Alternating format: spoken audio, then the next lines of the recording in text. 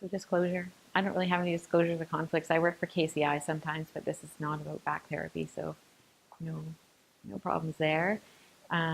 Prevention, I feel like you guys all know that. So what we're gonna go over, I thought I would show you the Island Health Wound Care education that I just developed with Kirsten Lewis. And the reason why is because if I was a physician and I wanted a patient really well looked after, and Island Health has endorsed these guidelines, you can literally write an order, follow provincial guidelines for skin tears, follow, and there is these incredibly detailed documents of what best practice is for a nurse to follow and algorithms for care and care decisions, most of it falling within the scope of practice of a nurse. So just by making that step and getting the nurse to use that document, you've already greatly improved the level of care for your patient and also created a whole lot of continuity of the care as well, right? Because different nurses come on every day and have different ideas, which I'm sure you have all experienced. We'll just go over the basics. And then, like I said, the wound different types. And then I'll just go through some products and just a few like practice updates, things that have changed with wound care in the last few years with evidence.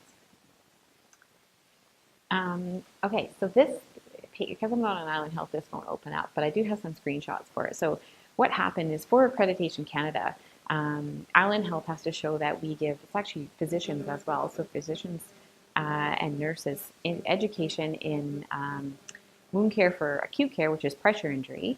And then for the home and community care, there's a new big ROP for skin and wound that says that we have to give everybody education for assessing a wound and how wounds heal.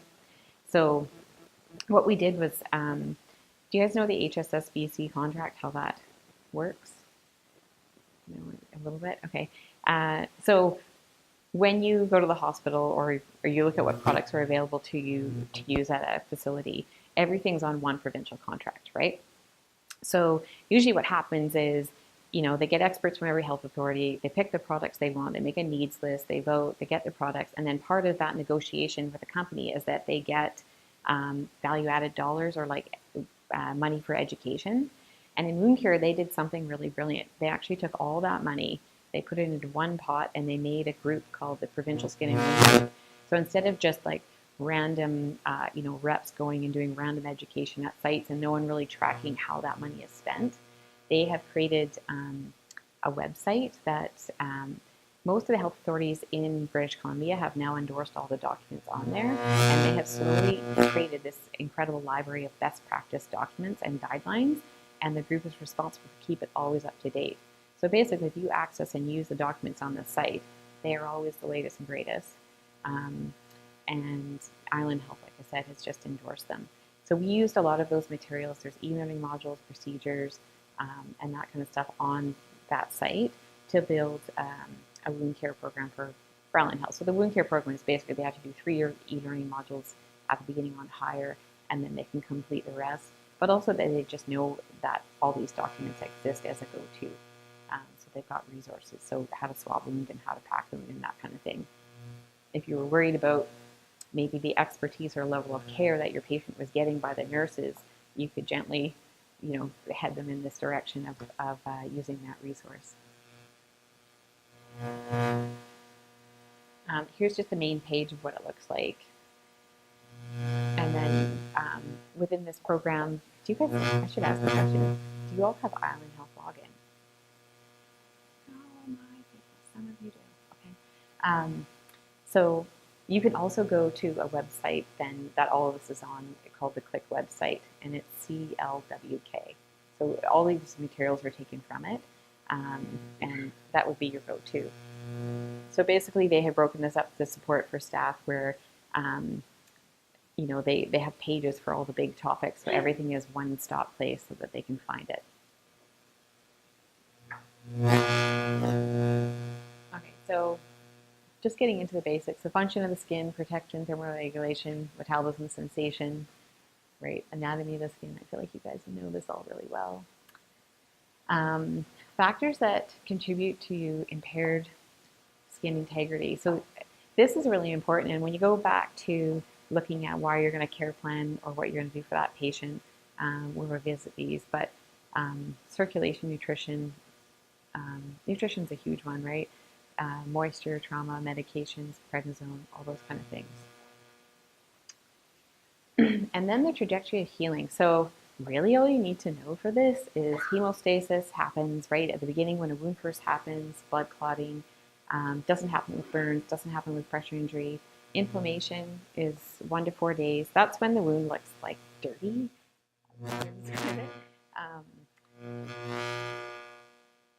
When all the neutrophils and macrophages are going and doing the cleanup. And really what you need to know is this is the stage that matters. So if you are looking after a client and nothing is happening with their wound and you're not sure kind of what's going on with it, usually it's always reverted back into the inflammatory stage and it's stuck there. And that's what's happening. So usually wounds either look, like a nice beefy red piece of steak, that's the granulation and proliferation stage, or they go back to this kind of pale thing. So if you look at this right here, I think that's a great example. So say this lady had a pressure sore and we brought her into hospital. They've clearly debrided it because it's nice and clean, and they put a vac on it, right? But maybe this lady was sitting in her chair and for whatever reason, there's still a pressure point on the top. So the vac, you see there's a nice red flush down on the bottom of the wound, but the top, it still looks like that sort of paley pinky thing, right? So that's really what that inflammatory stage looks like, when it just looks like dusky pale pink, nothing's happening. You want it to look red and almost bleeding, right? So something is healing and happening.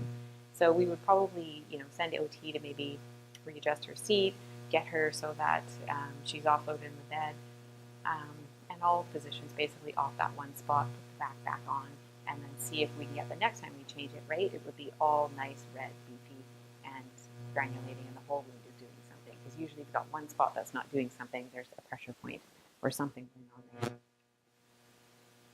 And then remodeling and maturation. So this can take up to 2 years, right? The skin never gets as strong. It slowly migrates across. When I was first a nurse and I would look at a wound, I couldn't really see this. And then over time, I think donor sites are a great example of that. You kind of look to the side and you see the light. You can sort of see the sheen of where the skin is migrating across, and it's a really, really thin baby layer.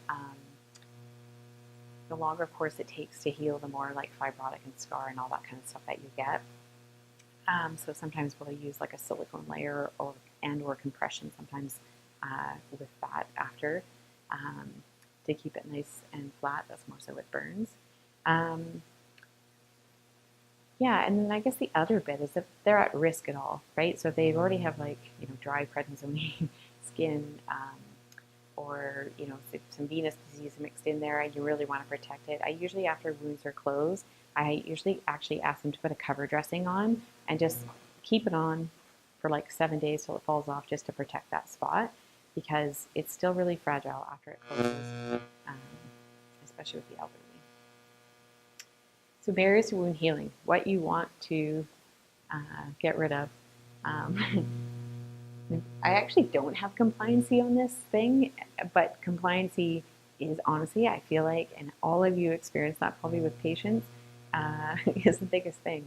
Some people just won't do what you need them to do. But anyway, so getting rid of necrotic tissue, and I'll give you there's like about 3 good ways to do that. Infection, monitoring, looking at hemorrhage. If they're on anticoagulants, I find the wounds take a long time. Pressure, mechanical damage, shear, friction, diabetes, of course, is a huge one, age, smoking, and, like I said, dryness. So if we're stuck in the inflammation stage, like you told us, and it's looking a little dusky and stuff, this is the list we go to. We're like, wow, why isn't it progressing? This is what we should think through? Well, yes. I mean, it's usually a combination of things. I think I'm going to cover sort of like critically colonized and biofilm coming up. Okay. That's usually a mixture of things, for sure. I mean, that's the thing about wound care is everybody gets really focused on like, the little bandage that you put on. But true wound care, and the reason why I really like wound care, is you have to be a great medical doctor, right? And understand everything that's going on with that patient and put it together. And, their attitude, compliance, finances, all of that fits into the picture of success. Which is probably you know, as a GP, that's like what you face all the time on every level with all the patients that you see. And again, nutrition. So people again focus on the little bandage. Nutrition is literally the number one thing. If you don't have nutrition figured out, probably you're going to have delayed healing and really slow progress for your patient. So we pretty much, like every patient that comes into our floor, it's like we assess them for an air bed, they get a dietitian consult, OT, PT, and we just give them the full workup to be assessed to make sure, you know, and the dressing is the thing that we worry about the last. Is it infected or critically colonized? So the picture on the bottom, the friable tissue, that's sort of what critically colonized. Sometimes, you know, it still looks like it's granulating, but you'll notice that the wound is not progressing or healing, or the granulation tissue might be just weak and kind of breaks down. It's just not kind of getting to that next point. So sometimes that can be what critically colonized looks like. The other one, so is it infected, right? So you can have, you know, tons of heat around it, you know, erythema. The other key question that I always ask patients is the drainage amount change? So this is a really good question. You know, if it's a lower limb and they have venous disease, or they have, you know, heart failure or lymphedema, recurring swelling for any other reason, it's not maybe going to tell you as much. But as soon as a wound is infected, the drainage, it will just pour. And if they tell you that the dressing changes hurt more and that the wound is just pouring, that's a good sign that it's infected, you know, along with erythema and heat and that kind of thing. When we put patients on IV antibiotics, the nurses always come to me on the floor all the time and they say the same thing, right? They're like, how can we change it less? We don't want to do it 3 times a day, right? But they kind of have to, because the drainage is so much that it would just break down all the skin around the wound. But what happens as soon as those antibiotics become effective with the patient, the drainage will slow down, and then you can change your care plan again. So that's a really great question. Of course, uncontrolled sugars is another good example. Lindsey, is critically colonized a good thing or a bad thing? Bad thing. So this came out in 2016, just evidence for when to treat wounds. And I was leading up to it. So you want your wounds to be here, right? So basically, as soon as a wound is open, you know, you're going to have a few bacteria hanging around that aren't causing any host response or any problems, right? They're there.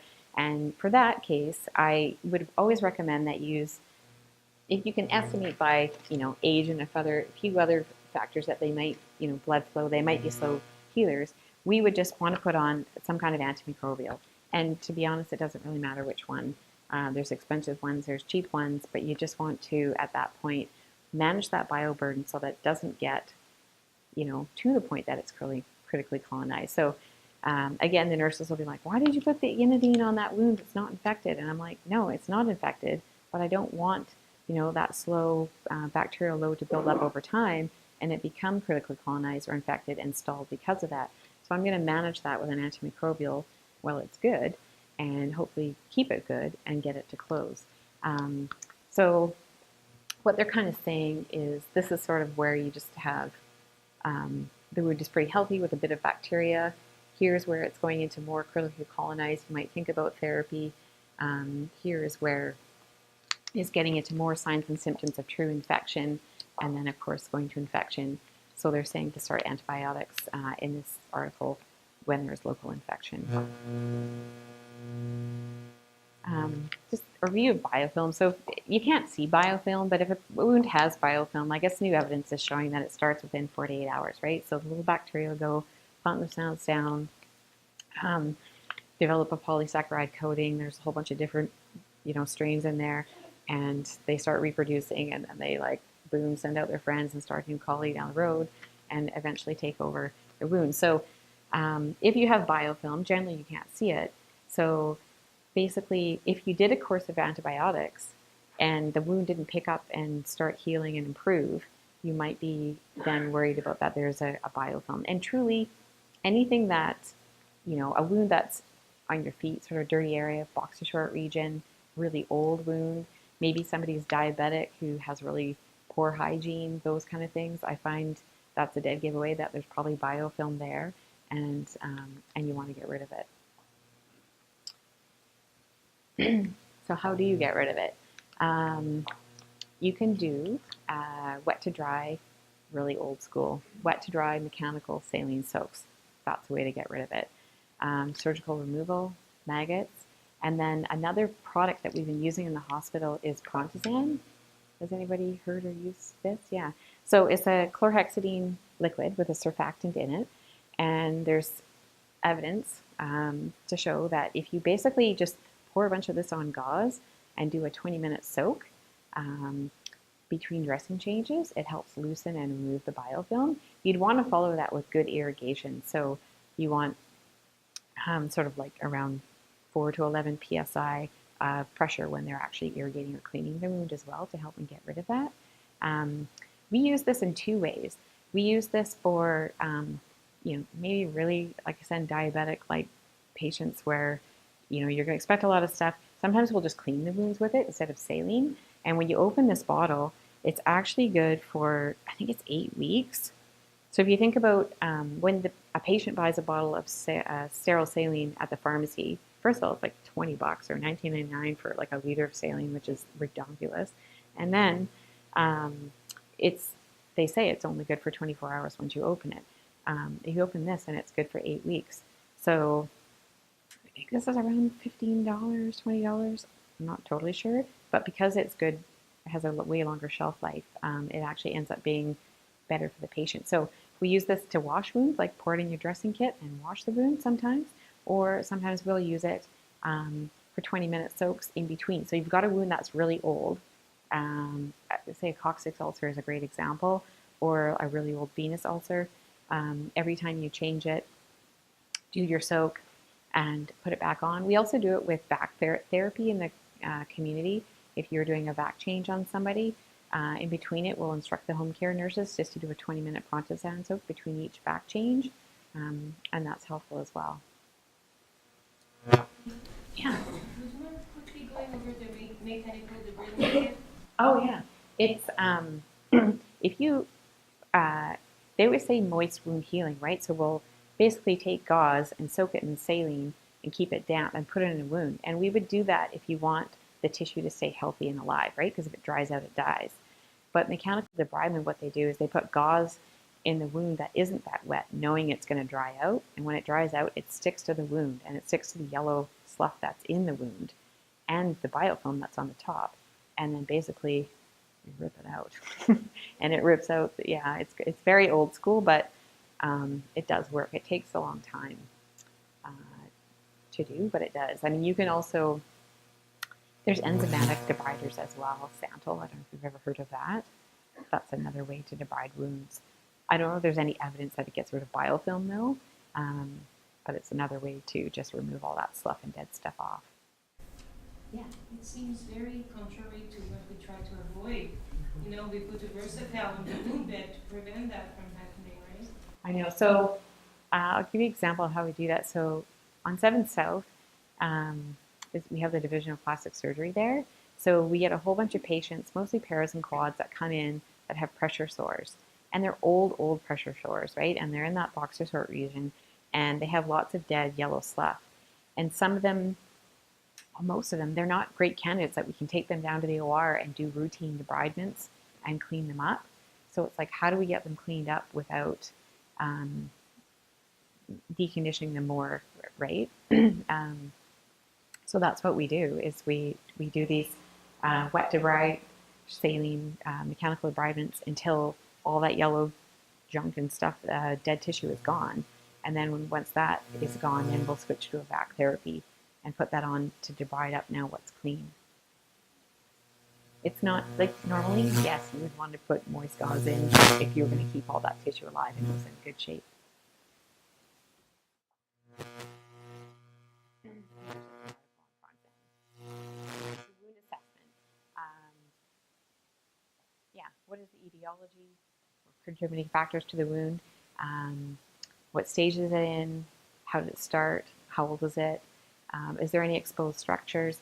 That's another big thing. If there is exposed, bone or tendon, I want to granulate over that like yesterday, because A, I never want that tendon to break down, and B, I don't want that bone to get, critically colonized, get infection, that gets into the bone, and then it's a whole new kettle of fish, right? Where sometimes you have to get the bone removed or huge long courses of antibiotics. So that's a 911 that you want to act on it. If there's exposed bone, pretty much I would refer that one into plastics, because we want to get that cleaned and backed up and just cover it up as soon as we can.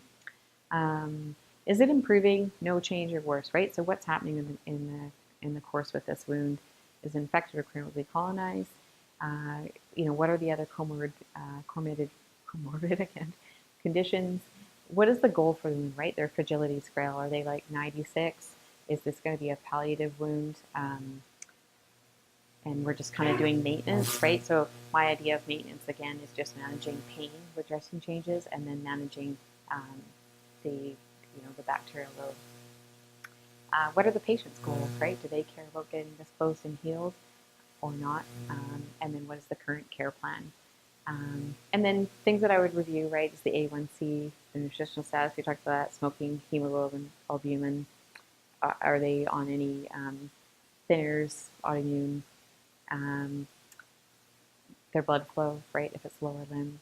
Venous disease, a contributing factor. Heart failure is a big one. And blood pressure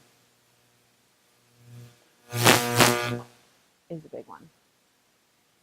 And then the human factor. So this is the part I was saying where it's like you can have the greatest plan. I bet you've all had the greatest plan at some point for a patient, and then you realize that the patient's never going to do it. So whenever I'm looking after a patient, I usually am like, okay, what have you done before with this wound? Because often they have some strong opinions about certain things. The iodine really stung, I won't do that. So I usually just go and get a little history of what their plan's been to start. Looking at their cognition, appetite, again, nutrition being such a big thing, their surfaces, their overall ability to heal, and the other thing is the expertise of the provider, right? So what setting are you in? Who's doing those dressing changes, and what is their knowledge level? And I often pick products, honestly, that might be my biggest thing. Like with burns, sometimes we use this dressing called Restore, and it is like a peel and stick no-brainer, right? There's nothing to it. And if I'm sending them to a setting where I know there's probably a big mixture of different caregivers and low expertise, I would use this. And then if I know I can send them to the burn clinic and I've got like maybe 1 or 2 providers doing that care, or maybe a family member who you've taught doing it, and it's just that one person, then I'll probably use like a more expensive product like Acticoat, where you can only use sterile water. It has to stay wet to stay activated. There's a whole bunch of rules with this product. So sometimes it's kind of those things. And again, the cost of them as well. If they go to the burn clinic, the dressings are paid for. If they go to home, they often have to pay for their own dressings, right? Okay, so the different types of wounds. My favorite story, I used to work in the lower leg wound clinic, or the foot and leg ulcer clinic. Have you ever heard of that clinic? And my favorite story was you get this cute little lady who had like the biggest, nastiest ulcer on her leg you ever saw. And you're like, how did this start? And they're like, out in the garden, and I got pricked by a blackberry bush. And you're like, what? And so, how the wound starts is usually irrelevant, right? Again, it's their whole overall medical condition.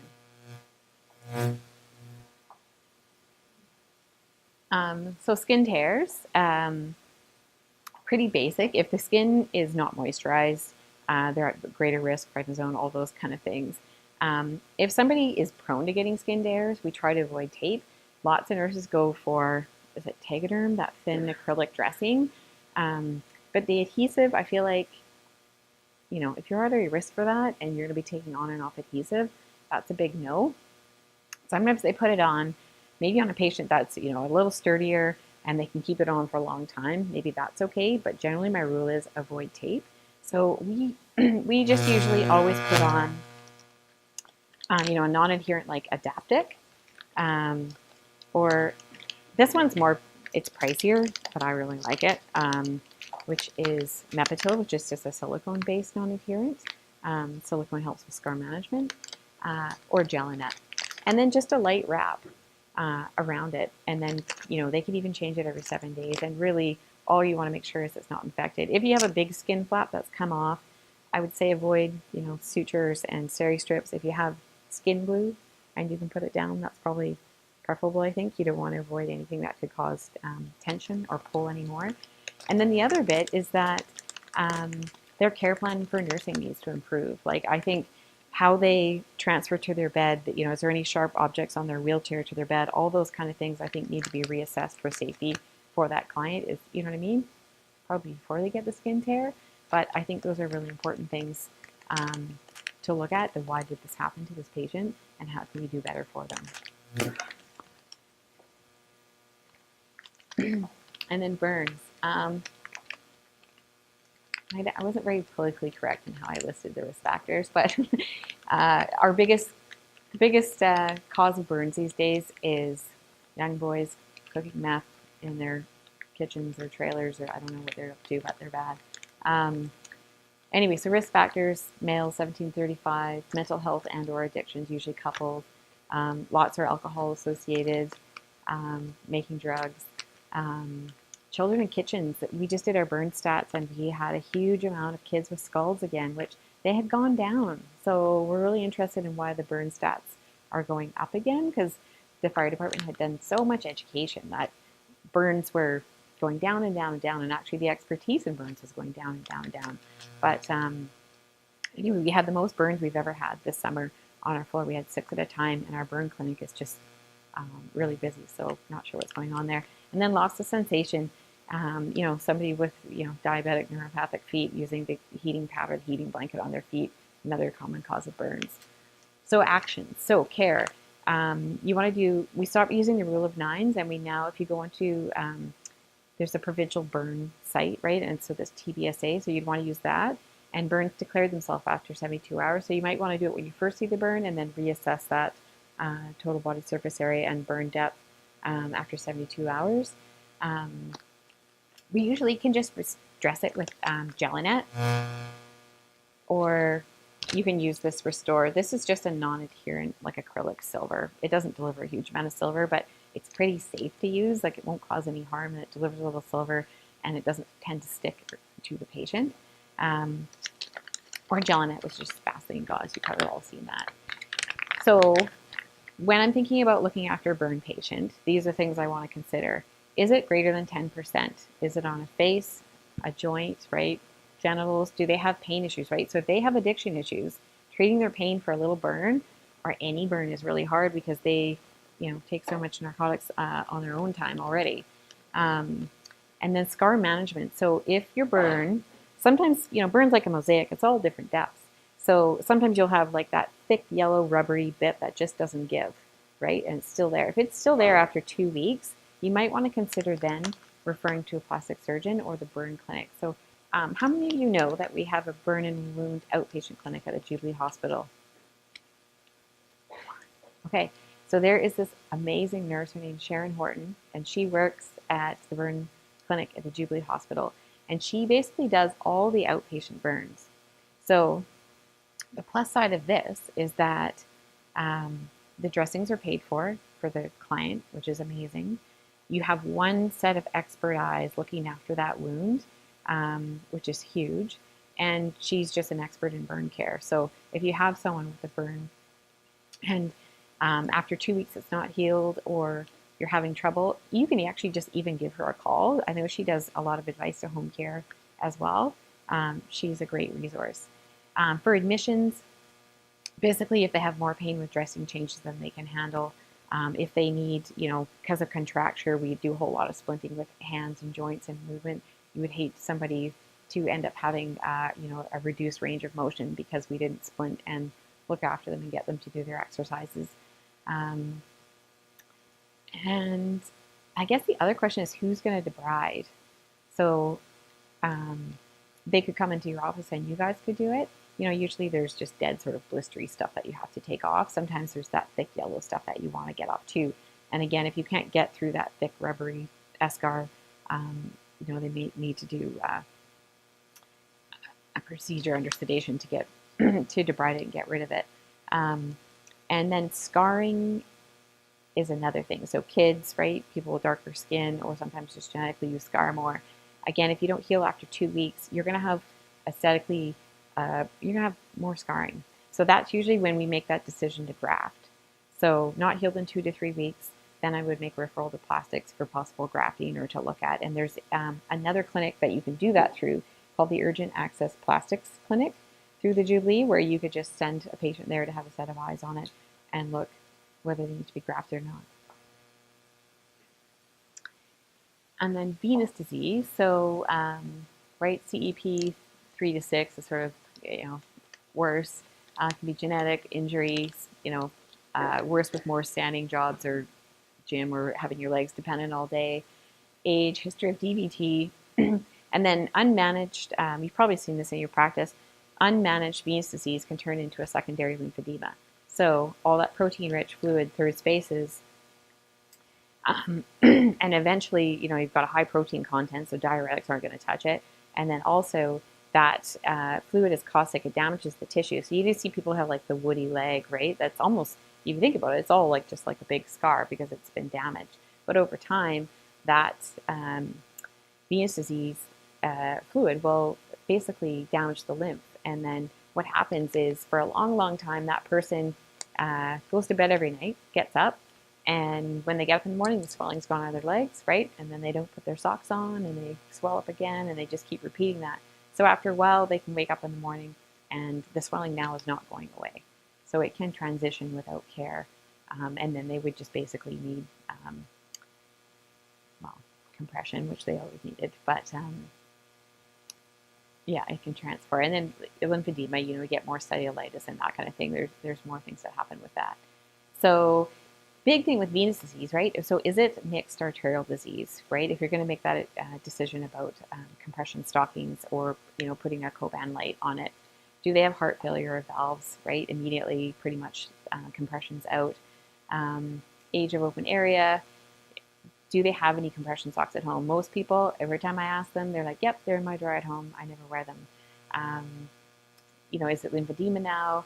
And then to see how the skin in the picture looks like that, a big, big thing that you can do for patients is basically get them to shower between dressing changes. So a home care nurse would go in there, right? And they take off the dressing. It's all really dry. The nurse will pick it out a little bit delicately, not wanting to hurt the patient. All that stuff still kind of stays on there, a lot of it, right? And then again, that it's really just drainage sitting there and it's caustic and it keeps breaking down the skin around it. So one of the tricks that I do is get them to always shower between dressing changes, wash off all that stuff, right? If it's wet and moist, it's not painful to remove it. It's much easier. Sometimes I'll put Vaseline around it just to protect, to make a waterproof barrier around it. And then usually, if they're okay, go into Copan 2 light. So there's a vascular lab at the Jubilee Hospital where you can get these tests done. They have ABIs. They have toe pressure machines out in the community, but nobody has the expertise. Or I think it was like one of those things where they got the money to buy the equipment, but they never had the money for the operational to actually run it. So they're sitting out there unused, unfortunately, because that would be a huge help to all of you. So right now you would be referring into the vascular lab. So you would want to order ABIs with waveform and toe pressure because if they are diabetic, basically you're going to get the false high ABIs, right? Or if they're super calcified everywhere with lots of atherosclerosis disease and non-compressible vessels.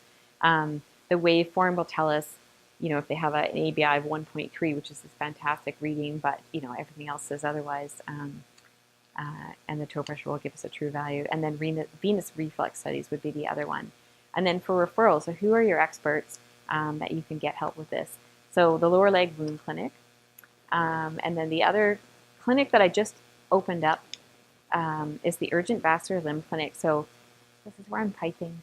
This is where I'm piping my clinics too, because I want people to know about them. But so what we did was twice a month, we set up a service. So there's a vascular surgeon, a physiatrist, and a wound care nurse. So a patient with venous disease, mobility problems, and big dressings can go in and one-stop shop see all of those people and get assessed, if they need vein stripping or any sort of procedures done by a vascular surgeon. And basically, the lower limb wound clinic filters into this clinic. So you could do two things. You can refer them into the lower limb wound clinic. Todd Yip will screen them, and if he thinks it needs it, he'll send them to the vascular clinic. Or if you're more urgently wanting to send somebody, you can send them to just directly into the vascular clinic. And they would be then followed by the lower limb wound clinic nurses for wound care if they felt appropriate and needed for that client. So they would bounce back between the two services. But really, just doing the wound care is one thing. I mean, that's just managing a problem. Best thing you do for a patient is fix that problem so they don't have to pay for dressing changes and keep going on with it, right? And then CHS, Community Health Services as well. Lindsey. Yes. So most of our patients, they don't really go anywhere, so the referral thing doesn't really work, even to go get the ABIs and the toe pressures. So can you give us some alternatives to do some compression that we can get away with without having to do all the fancy tests that is still safe, but still is going to squeeze some of the fluid out? There is this fantastic new product that I love. It's called EdemaWare, and it looks like instead of putting like a compression boot on, right? Maybe you're not sure about doing that, or maybe you don't have the expertise in the providers to put it on. You know when you get an IV and they put on that SurgiNet stuff around it? Basically, there's this new product called EdemaWare that looks like a big piece of SurgiNet, but it reduces edema. But it's like almost like tubey grip in that it's, you know, maybe 11 to 18 millimeters of mercury. Like it's quite low compression. But if you wanted a no-brainer application, they just put it on. Low risk for your client and to try and get some of that edema out. Even if you were going to do more tests or investigations, just to trial something really safe until you kind of got to that place, you know, if they don't have, again, heart failure or something like that, and you're not worried about those huge fluid shifts, it's a really good product. I know they have it in community health services available, so if your patients are seeing them, and then it's probably at the diabetic store and super cheap to purchase as well. Yes. Second question. You said something very important that we need to wash off. You said, oh, do showers between wound dressing, but I'm not totally sure what we're trying to wash off. Is it that scaly stuff or the liquid that was coming out of their wound? Two things. So I get all my big burn patients and all my like complex wounds, we take their dressings off and shower them in hospital. So one, I want to get all the drainage around off of it, but two, I want the warm soapy water to actually run over the wound and help get rid of some of that bacterial load as well. It just helps like manage that whole picture over time. If you don't do the right thing, that's just, you know, bacterial, just, you know, becomes a huge bacterial load over time on the skin, which the skin eventually gets into the wound, right? So it just helps managing and controlling that. And then again, the irrigation with the right PSI, usually with saline as well to follow that. Yeah. The diabetic stores moved to Shelburne Street in the Heart Pharmacy. Did you know that? Yeah, they moved in September, at the end of September. So right where that Fairfield grocery store, the Sweetman's laundromat, well, it's in the Heart Pharmacy. Oh, from Beeline stuff, where do you work? Yeah. Dodie's still there. Dodie was the lady who. And so can I ask you a question? Do your patients pay for their own dressings? I work for private care. Okay. So EdemaWare is good for 6 months, and I think it's about $20. And you know how like patients sometimes struggle to put the socks on? Sure they wouldn't struggle. I mean, the other thing that they can do is Sorry. Your sound's better when it's close. I feel like I'm being a good sport with my okay. The other thing that they can do is 2 layers of tubey grip. Do you guys ever do that? You can put 1 layer on just to see how it goes, and then if it goes well and there's no problem with the patient, and the wound is maybe getting a little smaller and the legs gotten a little smaller, then you can double up and use a double layer. Yeah. EdemaWare and compression stop.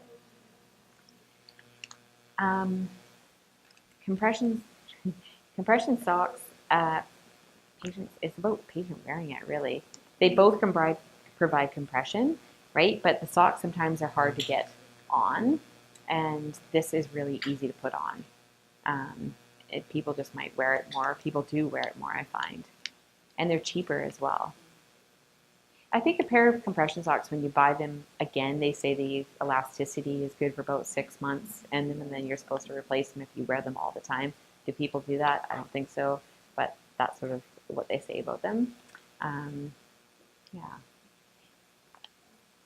I think the edema wear stretches better too. So if you had, say you had a venous ulcer and you had a little local dressing over it, sometimes it's hard to get that really tight sock on it. The edema wear, you just pull it out, pull it over. It's super easy. So, yeah.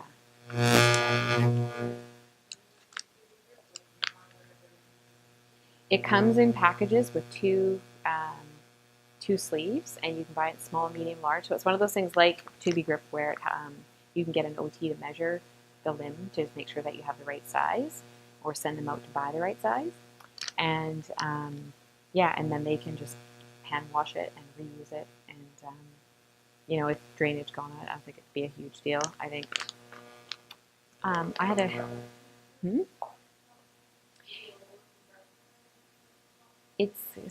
Socks are what, 8 to 15, 15 to 20, 20 to 30, and then 30 to 40. So they're in the low 8 to 15 range. Yeah, off-load compression. Yeah.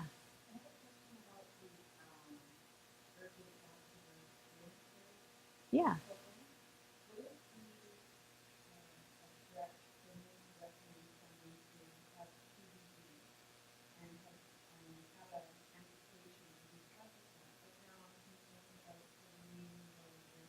That's our perfect client. I'll tell you, actually, I'll just quickly, I was like, how are we? We'll talk after. But that is our perfect client. And for that client, we want a CTA done on them with runoff before. Okay, so arterial, I kind of talked about this already, right? Age, smoking, CAD, diabetes, all those things. Dressing suggestions, until they are revascularized, really, your two best things are, again, bacterial management, closed and dry, right? So we use povidone iodine, and then guanidine is another one that we use on those people. And then if they saw a vascular surgeon and say they had a procedure, and now they have blood flow to the limb, then we could use something to debride and open up those necrotic areas, if appropriate, and get them to heal up.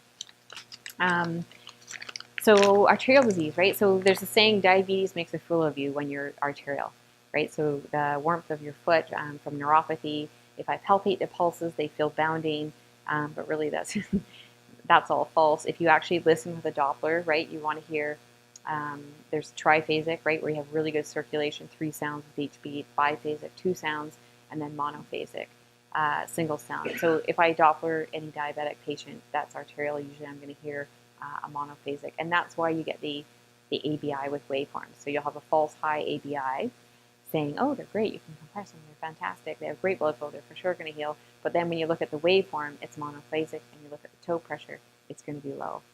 So really important to make sure you ask for those in the test.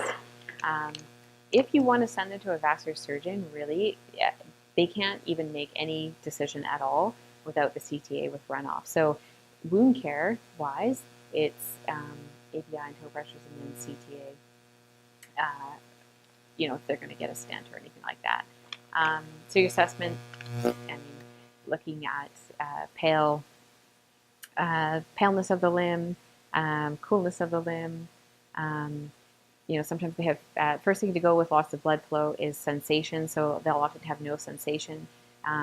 Long-term ischemia, sometimes if you look at the bottom of their foot and you feel, you know, there should be a thick muscle pad under the metatarsal heads, and you'll feel it, and it's like paper thin, right? You can feel the bone. The skin will be paper thin. The nails look, you know, yellow and hard, and sometimes they have the thick clogged toes. So you want to look at footwear for them. Basically, elevating their legs is completely contraindicated. You want to manage the gangrene. So dry gangrene is, you know, looks closed, black, dry, hard. But there's something called transitional gangrene. So say I had arterial disease and I had heart failure and I kept getting recurring swelling. Sometimes that dry gangrene can turn into where it looks, if I poked it with my finger, it's mottled in appearance, and it's mushy, and there's moisture underneath. And when that transitional gangrene happens, pretty much they need to go on antibiotics and be debrided like yesterday. So that's the only time. Normally we don't touch that stuff, right? They're arterial, we don't want to open that up because they don't have the capacity to heal. But in that case, you need to act on it. What else to tell you about arterial?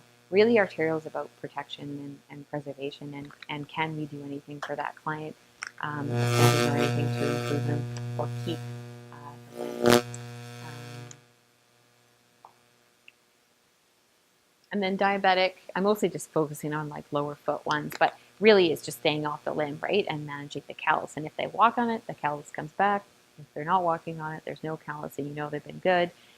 In the lower leg wound clinic, they're starting to do total contact casts. That's a new service that we've never had before. So maybe you have a client with a non-healing diabetic ulcer. Apparently we're having really good success really quickly with wounds closing up with that. That's run by, there's a new ET nurse there, Lisa Bernard. So yeah, really diabetic control, offloading, footwear review, and callus management.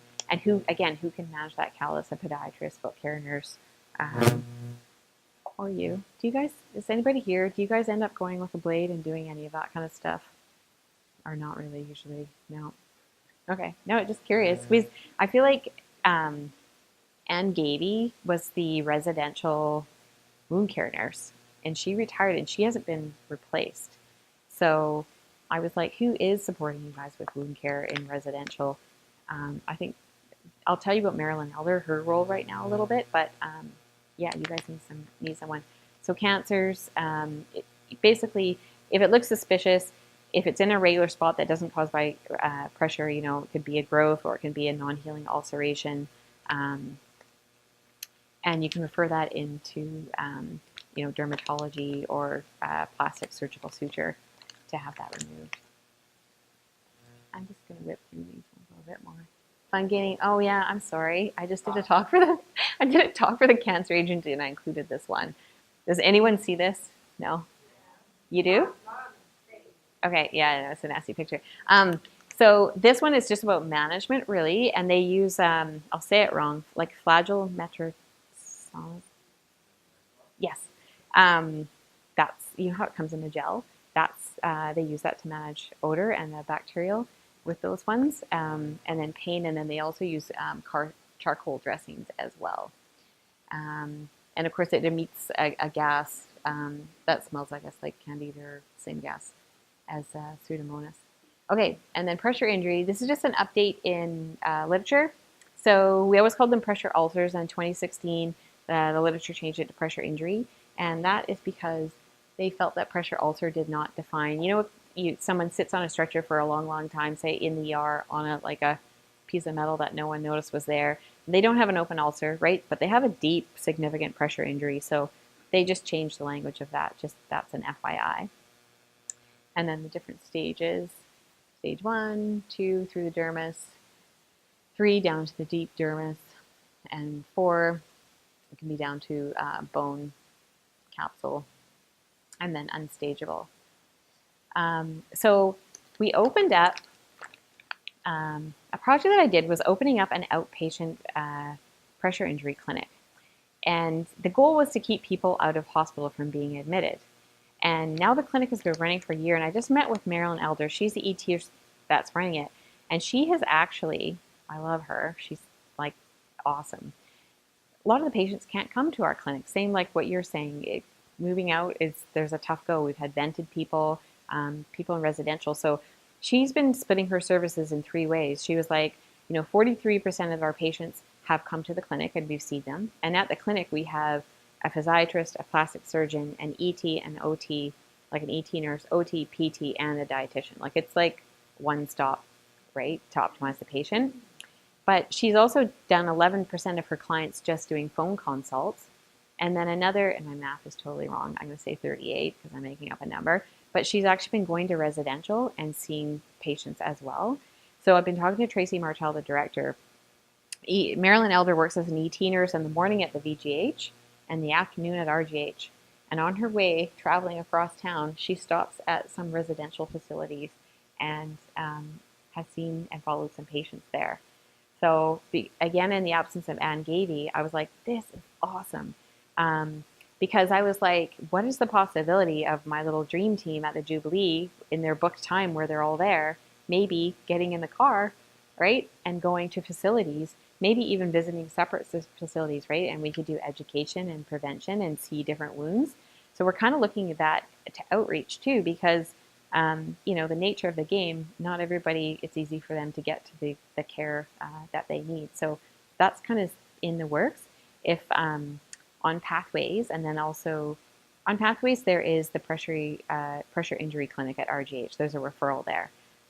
If you just called RGH and asked for the ET, Marilyn Elder, you could also just get a quick response.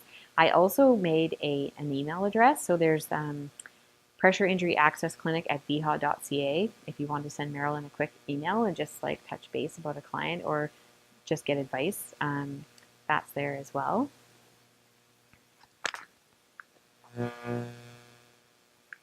Lindsey, what is Braden Oh, Q Braden. shift? Braden Q shift. So I'm not sure what you guys do, but we've used this form called CIRA. And we had CIRA Sundays. And that was basically where every Sunday we'd fill out this form and we would assess the patient's risk for a pressure injury, right? And look at, you know, moisture, shear, friction, mobility, nutrition, all those things. When we look at Accreditation Canada, our CIRA form doesn't actually meet the criteria. So Accreditation Canada is like, you know, you do it on admission and then any change in the patient's condition. Well, in acute care, to try and define every single change in condition is impossible. So it was much easier to just change the practice. To meet accreditation, we're just telling every single nurse in Island Health, you do your Braden, which we do it online, 6 clicks, it's super quick. You're going to do a Q shift on every patient, and then it's always done. And then I gave you a handout that's orange.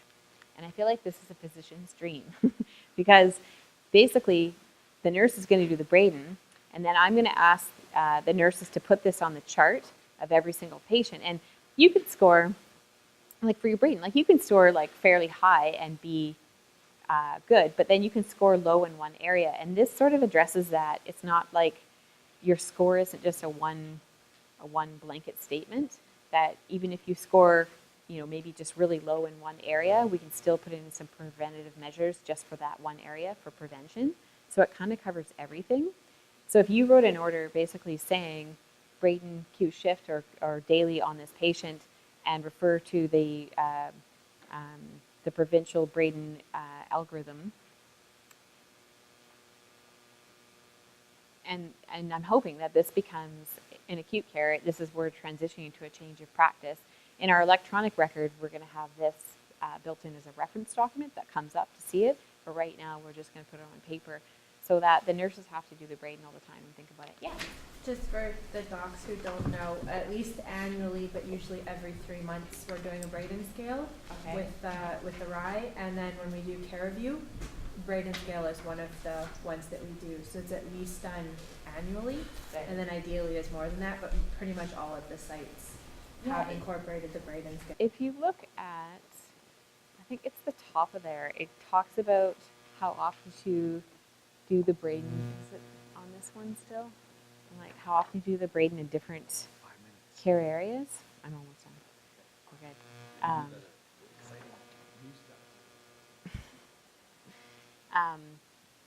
Yeah, like acute care, it was every 48 hours as a recommendation, but I'm not sure what it was for residential.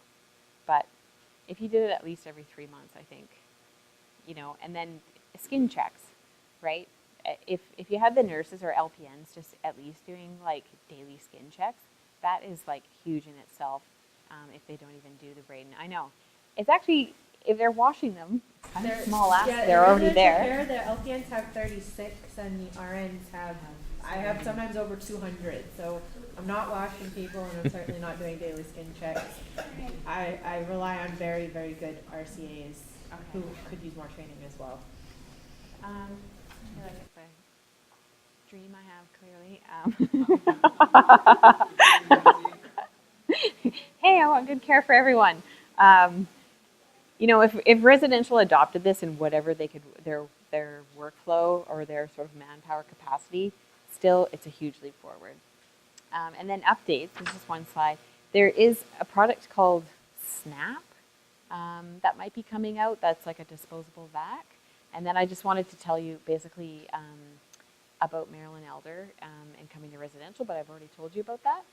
And then, and then just to write the order, care as provincial guidelines. So just to give you an example of the provincial guidelines. So if you directed your nurses or even the nurse leader in your facility to the quick website, there is best practice guidelines for skin tears and a whole algorithm for pressure injury. There is for venous disease. There is for, there's actually for infection. That's nursing, strangely enough. There's a whole library of documents there. So if you refer them there to do their care, really, you've already given your patient, you know what I mean, best practice. Like, you guys have to know a huge range of things, like huge range. So being an expert in all these things would be, I think, incredibly tough to manage. So just knowing that there's, you know, a library of documents there that you can follow that would give your patient the best care is nice. Yeah. I'll just show you real quick.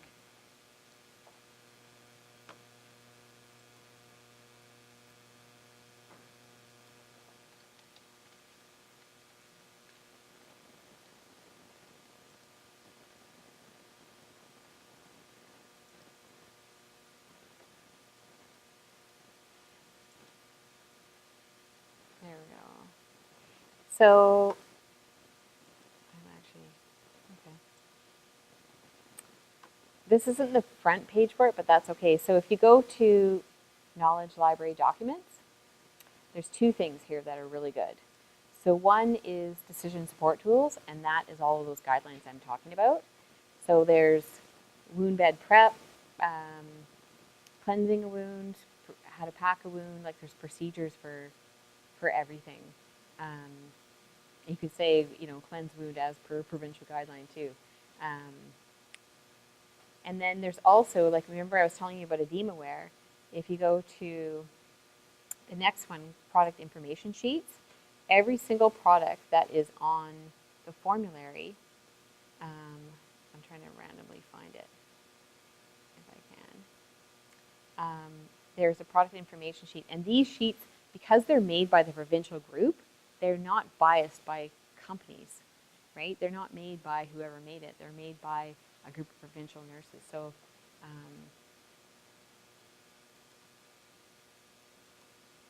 if a nurse is like, hey, can you order Santal? And you're like, I'm not sure what Santal is. You can go here and quickly look it up and read about it. You can see what it's indicated for, what it's contraindicated for. Here we go, edema-aware. So there's a whole product sheet. So see if I lied to you, because I don't remember. It's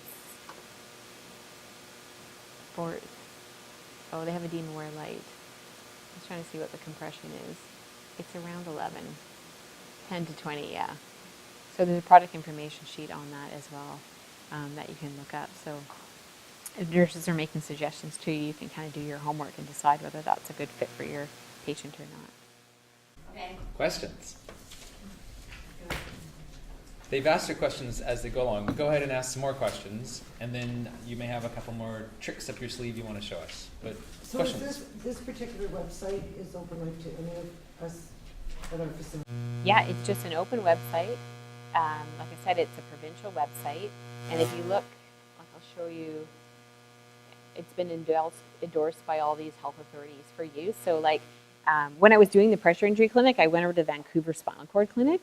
And I was like, well, what do you tell your nurses to do for wound care? And she's like, oh, we just tell them to use the provincial guidelines. And I was like, really? Is that easy? Because I'm thinking over here, you know, nobody knows what to do, and there's all these different thoughts and ideas. But if you have, you know, one gold standard of what to do and everyone's following it, well, already you're a step ahead. So yeah, so Island Health literally just recently has endorsed these documents.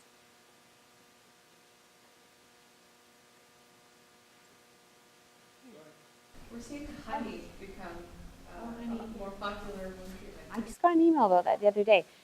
So I looked up the Cochrane review on it. It had, you know, there's no great evidence either way. Again, it's more about optimizing your client than the actual product. But it does have some antimicrobial properties. Patients seem to like it. I've had lots of patients that I've dealt with in outpatient clinics from the community that like it and want to use it, and it causes no harm.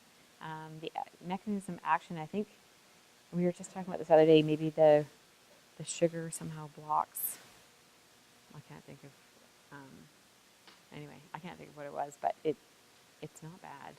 No. We don't have it in hospital right now, but I certainly would never steer a client away. That's what I was trying to say, like about, I have Restore, I have Acticoat, this is really expensive. I have, I brought Inidine, which is, do you guys know this one? It's, this one's dirt cheap, it's like $1 each. It's like a non-adherent iodine dressing. And then I have Hydrofera Blue.